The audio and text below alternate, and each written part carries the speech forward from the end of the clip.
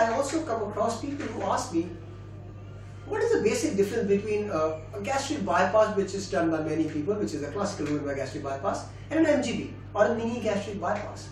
Here I would want to clarify just a few things, that how a classical Roux-en-Y gastric bypass is different from a mini gastric bypass. And just because it is called mini gastric bypass, it doesn't mean it's anyway a smaller surgery or a simpler surgery, or it has less amount of effects, right?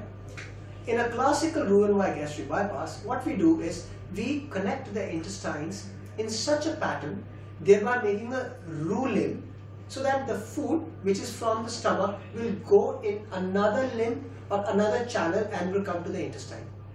And the bile and the pancreatic juice from the other channel, and they will mix somewhere close to 1 to 1.5 meter down the intestine. So the bile cannot go up. The bile will flow down, the food will go down, and everything goes down. In a mini gastric bypass, what is so different?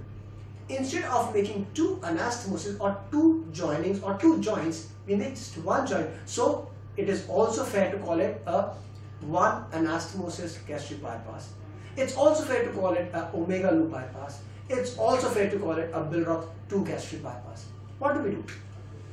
Instead of making a small stomach pouch the way we classically do in a Roux-en-Y gastric bypass, we make a long tubular pouch or a long tubular sleeve.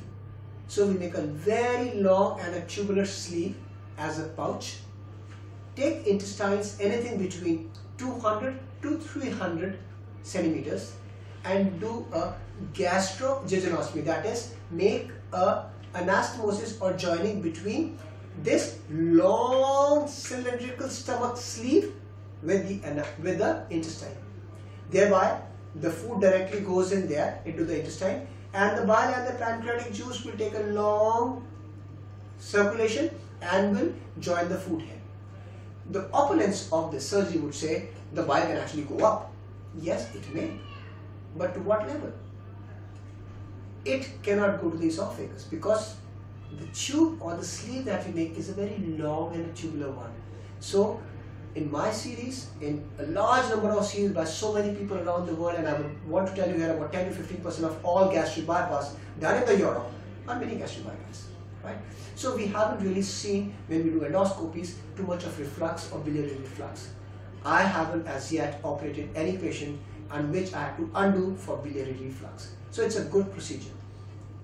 The advantages over a classical Roux-en-Y gastric bypass is there's only one anastomosis.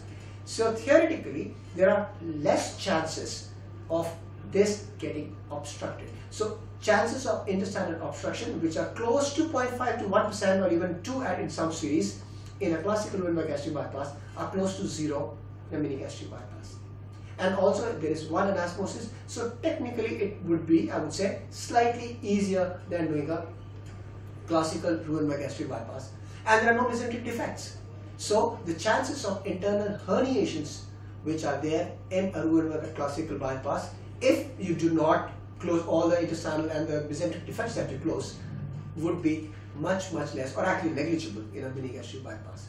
So essentially both work similarly, whereby in a mini gastric bypass is of more malabsorptive, a classical Roux-en-Y is more restrictive and malabsorptive, but the effects of both are almost similar after 5 years and 10 years in a patient who gets an MGB or an RYGB.